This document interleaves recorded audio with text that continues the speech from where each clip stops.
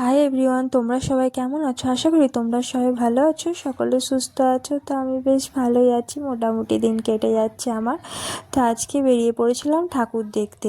তো সপ্তমী তো ঠাকুর দেখতে বেরোয়নি, অষ্টমী তো আমি বেরোয়নি কো, নবমীর দিনকে বেরিয়েছিলাম আমাদের ওখানে খন্নানেতে একটু ঘুরেছিলাম। তো রায়পাড়ায় এসে ঠাকুর দেখেছিলাম, একটু ফাংশান। তো এটা হচ্ছে পান্ডুয়াতে, পান্ডুয়া সরাইতে। অনেক দিন আগে একটু পান্ডুয়াতে এসেছিলাম কিছু কাজের জন্য, তখন এসে দেখে গেলাম। তখন মহালয়ার কদিন পরেই সব লোকজন আরম্ভ হয়ে গেছে ঠাকুর দেখা, তখন এসেছিলাম। তো দেখতেই পাচ্ছ আমার পুরনো জামা কাপড়, নতুন কিচ্ছু পরিনি কো। আর এবছর পুজোতেও কিন্তু আমার নতুন জামা কাপড় একটাই নিয়েছিলাম, তাও আমার কিন্তু ভাঙা হয়নি। মন মেজাজ খারাপ, ভালো লাগছে না বলে সেই জন্যে আর জামা কাপড় পরিনি কো। তো এখানে ঝর্ণাটা খুব সুন্দর লাগছে দেখতে, চার সাইডে শুধু গাছপালা দিয়ে সাজিয়েছে, খুব সুন্দর প্যান্ডেলটা করেছে। এই প্রথম আমি এই পান্ডুয়াতে সরাইয়ে এলাম। তাও এখানে নাকি প্রত্যেক বছরই প্যান্ডেল হয়, খুব বড় বড় প্যান্ডেল করে। এখানে একটা করে আর কিছুটা দূরে আর একটা প্যান্ডেল করে। চার সাইডে গাছপালা দিয়ে সাজিয়েছে বলে আরও দেখতে ভালো লাগছে।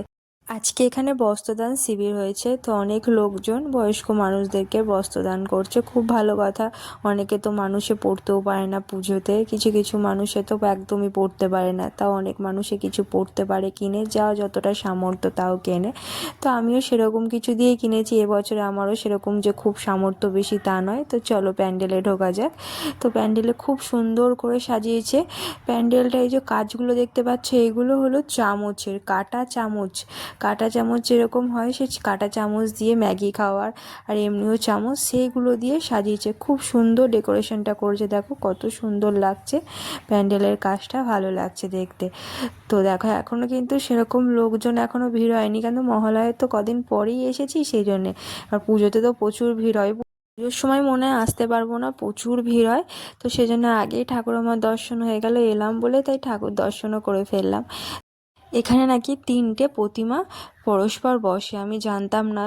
তো আমি ঢোকার সময় একজনা বলছিল এখানে 3টে দুর্গা প্রতিমা থাকে।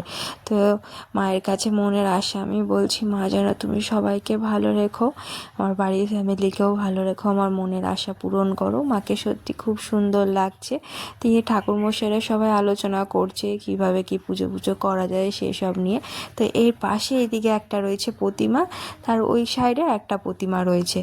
জানি না এটা কেন 3টে প্রতিমা বসায়, এর কারণটা আমি এখনও পর্যন্ত জানিনি। অবশ্যই যদি কাউকে পাই জিজ্ঞেস করব। মায়ের প্রতিমাটা খুব সুন্দর, মাকে দেখেই যেন মন ভরে যাচ্ছে। তো চলো এবার চারিদিকটা ঘোরা যাক। তো এখন সন্ধে হয়েই গেছে, সন্ধেতেই এসেছিলাম, এবার বাড়ি যেতে হবে। তো দেখো আমার পুরনো জামা পরেই কিন্তু পুজো কেটে গেল। তার পাশে আমার বান্ধবী রয়েছে। তো এইদিকে দেখো আর একটা প্রতিমা রয়েছে, এই দেখো এই সাইডে এদিকে একটা প্রতিমা রয়েছে। এটা এইগুলোকে মনে হয় ঢাকের সাজ বলে, আমি জানি না ঠিক। একটা জগদ্ধাত্রীতে এই সাজটা বেশি হয়। তো চলো বাইরের দিকে এবার চলে এলাম, আমার বাড়ি যাওয়া যাক।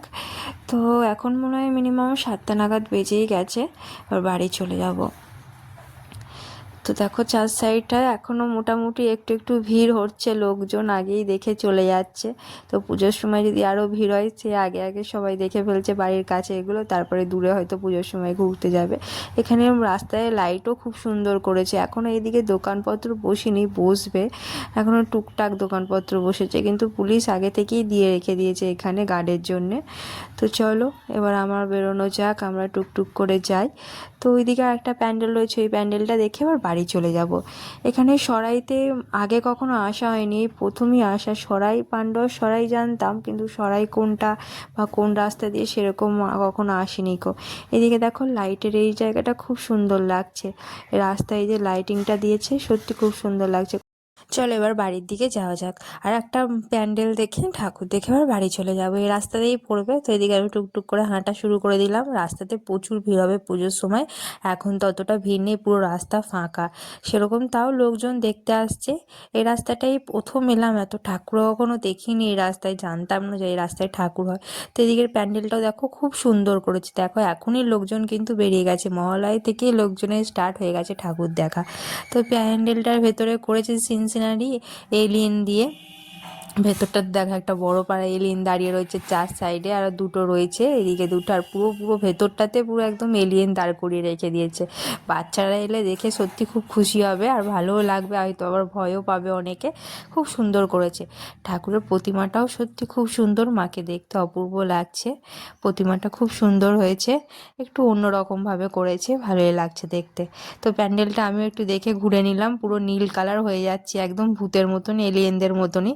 তো চলো এবার সামনে থেকে মায়ের দর্শন করে নিই, দর্শন করে বাড়ি চলে যাবো। এদের এখনো কিছুই হয়নি, এরা এখনো লাইট ফাইট সব ঠিক করছে।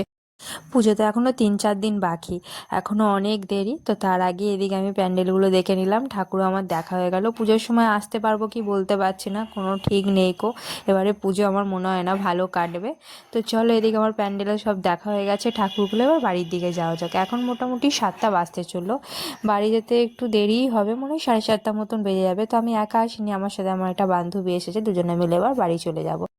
বাড়ি যেতে যেতে রাস্তার লাইটিংগুলো একটু দেখে নেবো।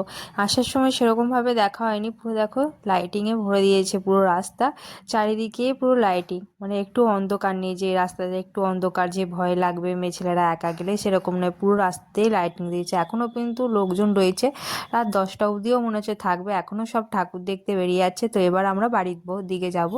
বাড়ি আমাদের দিতে এখান থেকে 10-15 মিনিট লাগবে। তো চলো আজকে ব্লগটা আমি এখানেই শেষ করছি, চলো টাটা, তোমরা সবাই ভালো থাকবে, সুস্থ থাকবে।